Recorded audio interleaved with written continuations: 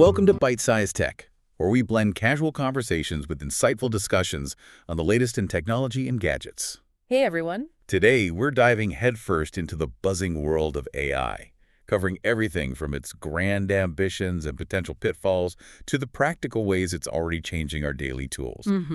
We'll also check in on some exciting gadget news from Apple and jump into the ongoing debate of navigation apps. Let's get into it. It's truly a packed agenda, and yeah, the AI landscape certainly gives us a lot to unpack. We've seen just a remarkable surge in enthusiasm lately, Definitely. but it's becoming, increasingly important to differentiate between genuine transformative innovation and just, well, pure hype. That's a crucial distinction to make right out of the gate. Yeah. We recently saw OpenAI CEO Sam Altman comparing the current excitement around AI to the dot-com bubble of the late 90s. Right. He specifically stated that investors are overexcited about AI. It's quite a warning, isn't it? Especially coming from someone so deeply embedded in the very heart of the AI boom. It really is. What's the real implication of an AI bubble for us, the consumers and everyday users? Well, what's truly fascinating here is what an AI bubble signifies beyond just the headlines. It's not that the foundational AI technology isn't genuinely transformative. I mean, tools like ChatGPT, Claude, Gemini, Midjourney, they are undeniably reshaping industries. Oh, absolutely. From creative work to coding, even how we interact with information. But Altman's caution, it sort of suggests that many AI startups, while maybe having a kernel of good tech, might just be riding a short-term buzz rather than building truly lasting value. Right. We're seeing these inflated startup valuations based on, well, pretty vague promises sometimes. Companies just adding AI to their names to boost stock prices. Ah, the classic move. Exactly. And an intense talent war driving salaries to levels that might not be sustainable long-term. There's a lot of investor fear of missing out, FOMO, driving some rather reckless bets, I think. So for you, the listener, it means really trying to figure out what's truly groundbreaking versus what's just clever marketing spin. Pretty much. You need to be discerning. Okay, so maybe we should hold off on investing in those AI-powered coffee stirrers or blockchain-integrated toaster ovens just yet. Probably a good idea for now. Stick to the proven stuff. Got it. But, beyond the investment frenzy, there's another crucial aspect to consider: the sheer energy and investment demands of AI. Yes, the costs. OpenAI, for example, reportedly plans to spend, trillions of dollars on AI infrastructure. Trillions, wow. Yeah, including next-generation data centers and the specialized AI chips that power them. The challenge is demand for these chips already far exceeds supply. It's a real bottleneck for growth. And it's not just about these massive corporations, is it? This scale of demand, it has real-world implications that are actually sparking concern among the public. It does. I saw a recent Reuters Ipsos poll, for instance, showed a striking 61% of Americans are worried about AI's energy demands. That high. Yeah. When you think about these giant AI factories, they're not just taking up server space. They require immense amounts of electricity and water, which impacts local resources and infrastructure. That's a very valid concern. It really highlights the environmental and resource footprint of this whole technological leap. And despite these massive investments, U.S. companies alone are spending between, $35 and $40 billion on generative AI initiatives. Generative AI, right? The stuff creating content. Exactly. AI designed to create new text, images, code, that sort of thing. Despite all that spending, only about 5% of organizations have successfully integrated these tools at scale. Only 5%. That seems low given the hype. It does. And it's led to declining confidence among some corporate leaders, largely because current AI models, they struggle to consistently retain and adapt to data over long periods. A memory issue. Exactly. The intelligence to generate novel responses is there, absolutely. But the memory and continuous learning from past interactions, like a human would, those are still significant hurdles. So it can't really remember your preferences from last week, for example. Not consistently, no. Which means AI often can't fully contextualize your ongoing work or preferences, limiting its ability to become that truly seamless long-term assistant we kind of envision. That makes a lot of sense.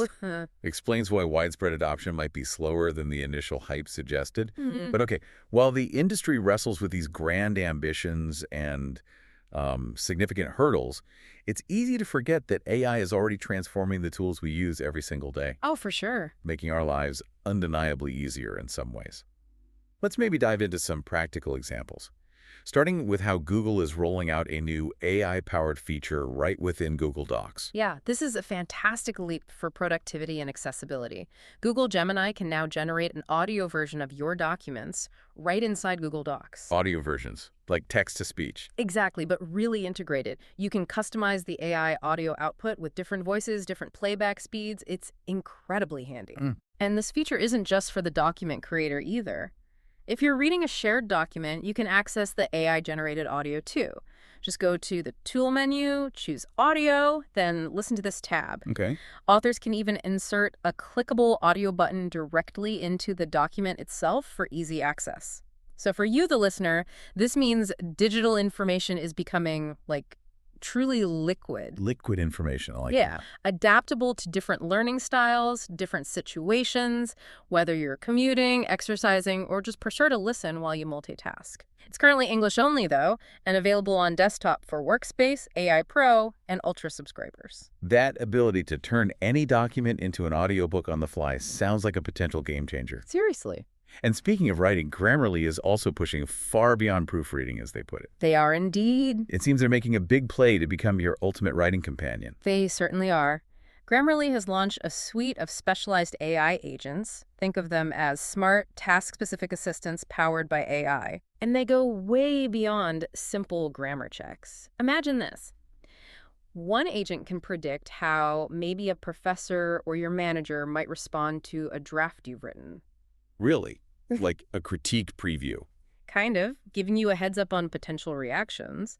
Another can even estimate a grade based on a rubric you upload. Wow, estimate a grade. Yeah. Plus, they automate citation generation, offer detailed paraphrasing to help you rephrase ideas, perform plagiarism checks, and even include AI detection to see if content was AI generated. That's a lot. And they've introduced Grammarly Docs, which is a new sort of distraction-free writing environment where all these agents can be summoned right there in context. That sounds incredibly powerful, especially for students. It's like having a personalized writing coach sitting right there with you. Exactly. But on the flip side, could these AI agents maybe create a dependency? Could they stifle critical thinking if students rely too heavily on them for, every little aspect of writing? That's definitely an important question, and there's always a balance to strike, right? But these tools are really designed to empower rather than replace. Okay. They help bridge a crucial gap. Apparently, only about 18% of students currently feel confident using AI in professional settings. Well, low. Yeah, yet the job market increasingly expects AI literacy. So, Grammarly's aim is to equip you with the skills to effectively use AI as a tool, enhancing your writing and critical thinking by providing instant feedback, insights you might not otherwise get, basically preparing you for the demands of the modern workplace. I can definitely see the value there, framed that way. And, okay, for those of us who love to travel, Google Flights is getting a generative AI upgrade that I'm particularly excited about. Yes. Anything that streamlines travel planning is a win in my book. This is a fantastic practical application of AI, I think. It genuinely simplifies a complex task. Well, Instead of painstakingly using filters and trying, countless different combinations. this takes forever. Right. You can now just describe your travel needs in natural language, just like you're talking to a friend or, a personal assistant. So, like what? Give me an example. Okay, so you could say something like, I want a week-long trip this winter to a city with great food, nonstop flights only, and preferably somewhere I can go hiking. And it just figures it out. The AI will then sift through millions of options to find the best prices matching exactly those requirements. It completely redefines what we can expect from a travel search, really, moving beyond rigid parameters to understanding nuanced desires. That sounds amazing. It's currently in beta, though, rolling out in the US, Canada, and India first. Okay, still early days, but very promising. AI streamlining travel and writing, it's clear these tools are making our lives easier. Yeah. But as with any powerful technology, there's that ethical maze to navigate, especially concerning privacy. Always. And we've got some notable news on that front, starting with xAI's Grok chatbot. Yeah. This sounds like a significant privacy misstep. It absolutely is, yeah. It's been reported by Forbes that Grok's share button, which you might reasonably expect is just for, private sharing or saving for yourself, actually creates unique URLs that are publicly searchable on Google. Publicly searchable. Yes. And the critical part is it often does this without an explicit warning to the user that these conversations are becoming public. Forbes revealed that over 370,000 conversations have already been indexed. Oh. And some contain highly sensitive information like medical questions, personal details, even a password apparently got indexed. A password? Oh, that's bad. It's a huge red flag for user privacy. Huge. Wow. And if I recall, Elon Musk had that Grok FTW comment when a similar issue popped up with ChatGPT, right? Which OpenAI quickly reversed and made opt-in. That's right, they did. It seems Grok's feature is decidedly not opt-in, which makes it even more concerning. It's one thing if you choose to make your chats public, but quite another if it just happens by default. Indeed. It's a stark reminder of how quickly personal privacy can be compromised if platform creators aren't extremely careful. Definitely. But, on the flip side of the ethical coin, we have Anthropic, the creators of Claude AI, introducing a unique safeguarding feature. This one focuses on preventing harm. Okay. What's that? So for their models, Claude Opus 4 and 4.1, they've added the ability to actually terminate conversations in extreme situations. Terminate. Like shut it down. Yeah. It's described as a last resort feature designed for persistently harmful or abusive user interactions.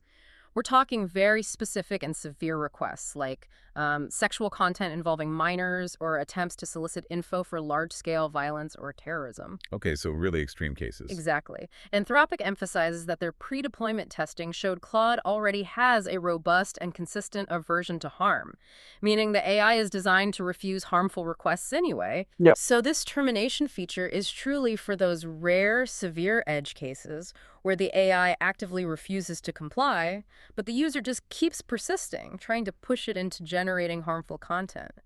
It's a proactive measure, really, to protect against malicious use. That's a strong measure. Mm-hmm. Highlights the serious efforts being made to ensure AI safety and prevent misuse. But speaking of AI and memory, Sam Altman also recently teased us about GPT-6. Ah, yes. The next big one. Stating that its focus will be on memory and persistence for more personalized, human-like AI interactions. He even suggested this could arrive faster than the gap between GPT-4 and GPT-5. Which was already pretty quick. Yeah, that sounds incredibly futuristic, but also maybe a bit unsettling. You've hit on the core dilemma right there. The benefits of such a feature are clear, aren't they? Imagine an AI that truly remembers your preferences, understands your nuanced tone over days or weeks, and genuinely evolves with you. No more repeating yourself constantly. Exactly. It could anticipate your needs, making interactions truly personal and efficient. However, this long-term memory immediately raises critical privacy concerns, red flags everywhere. Like what specifically? Well, issues about potential data misuse, the risk of your sensitive personal data being stored indefinitely, and even the unsettling possibility of surveillance if it's not handled with the utmost care. Right. Any practical rollout of such a feature would absolutely need clear user controls, transparent storage policies, and really robust security mechanisms to protect your sensitive data from unauthorized access or exploitation. It's a classic double-edged sword then. Totally. Immense convenience balanced against significant privacy risks if not handled with extreme care and, frankly, probably regulation. It's a balance we'll certainly be watching closely as AI continues to evolve. But hey, on a very positive note for user privacy, we've got some good news concerning Apple and its stand on encryption. Yes, this is actually a significant victory for user privacy, globally, I'd say. U.S. Director of National Intelligence Tulsi Gabbard recently announced that the U.K. has dropped its mandate for Apple to provide an encryption backdoor for iCloud data. Okay, that's big. What does that mean practically? It means Apple won't be forced to create a special access point that could allow authorities or, anyone else who finds it, to bypass the strong encryption protecting your private data stored in iCloud. It truly is a huge win. This decision protects Americans' private data and civil liberties, and crucially, it prevents the creation of a vulnerability. Which is what experts always warn about. Exactly. A vulnerability that cybersecurity experts have long warned could be exploited by bad actors, not just legitimate law enforcement. A deliberate weakness in encryption, once it exists, becomes a tempting target for criminals, hostile state actors, other malicious entities. Putting millions of everyday users at risk. Right. So this isn't just a win for Apple. It feels like a win for all of us who rely on secure digital communication. Agreed. Good news there. Now, let's shift gears from the grand debates of AI to some gadget chatter and tech discussions that touch our everyday lives, starting with some rumored updates for iPhone 17 cases. Ah, cases. We heard about fine-woven last year, Apple's somewhat controversial new material. Controversial is one word for it. Yeah, it quickly gained a reputation for showing wear and tear easily, being a bit of a lint magnet. It seems Apple might be making a change. That's right.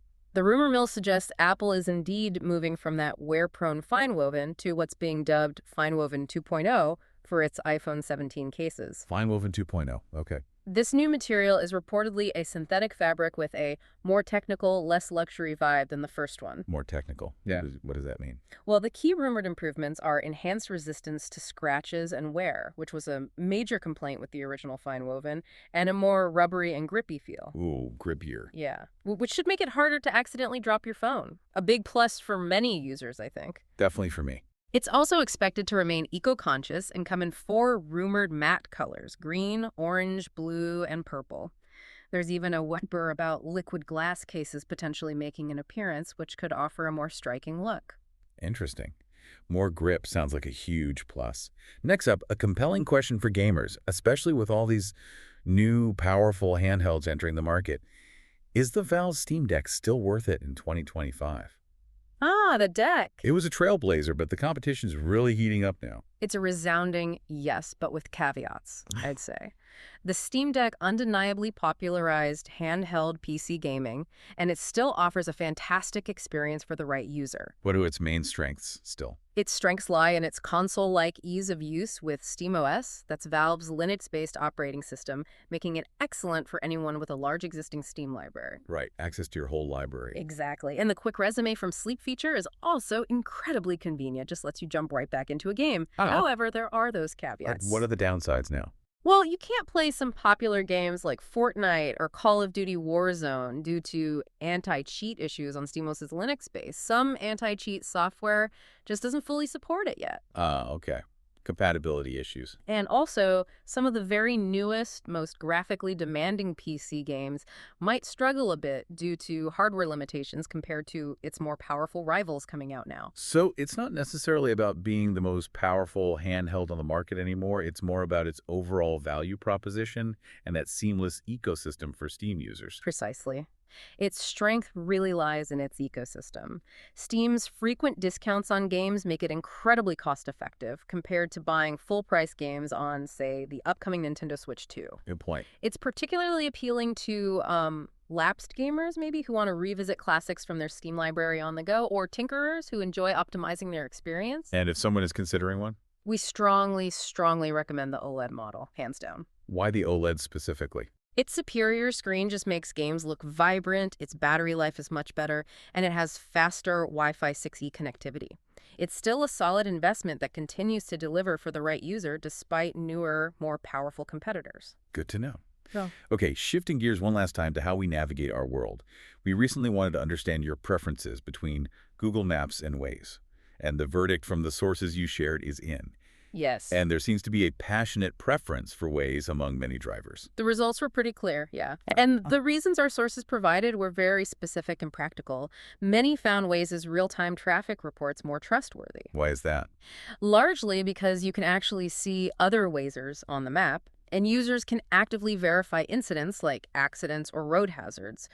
Someone named Donald Conley, for example, commented that Waze is the superior navigation app because it consistently shows real-time accidents and speed traps that Google Maps often misses. The user reports make it better. Seems so. Waze also apparently learns your specific driving habits for more accurate journey. Time's a predictive feature Google Maps doesn't quite match. And as one user, RileyDex, pointed out, Waze has that quick tap feature to see a sequence of upcoming turns. Super handy for just glancing down. I can definitely see how seeing other drivers makes you feel more connected to the live traffic situation. It's almost like a community of commuters working together, right? Kind of, yeah. And while Waze clearly won the popular vote for daily driving in those sources, Google Maps still has its strengths, doesn't it? It's not totally obsolete. Absolutely not. Google Maps is often preferred for navigating new or unfamiliar locations, mainly due to its comprehensive business listings and, of course, Street View. Right, for finding specific places. And its bike and walking maps are undeniably superior, offering detailed routes for those non-driving trips. But yeah, for daily commutes and real-time incident reporting, the sources we looked at overwhelmingly preferred Waze's community-driven approach. And just for fun, I hear a lot of Waze users also enjoy the custom voice options, Mhm. like including Master Chief. Huh, yes. It certainly adds a bit of personality, doesn't it? Makes those traffic jams just a little bit more tolerable when a Spartan is guiding you through them. I guess so. Well, we've covered a lot today, from the exciting and sometimes challenging shifts in AI, impacting everything from how we get our work done to the critical issue of privacy, Big topics there. to the ongoing debates around our favorite gadgets and the apps we rely on every single day. It's clear that technology continues to evolve at just an incredible pace, bringing both remarkable conveniences and really important ethical considerations that we all need to understand. Yeah. Understanding these shifts helps us make better use of our tools and maybe navigate the future a bit more thoughtfully. Well said. Thanks for tuning in to Byte-Sized Tech. If you enjoyed the episode, like, comment, share, and subscribe for more fun tech discussions. And a final thought. As AI continues to integrate into every facet of our lives, from how we work and play to how we navigate and maybe even sleep, what will be the next frontier where technology truly transforms the mundane into the magical, or perhaps the mysterious, influencing us in ways we haven't even begun to fully grasp yet? Something to think about.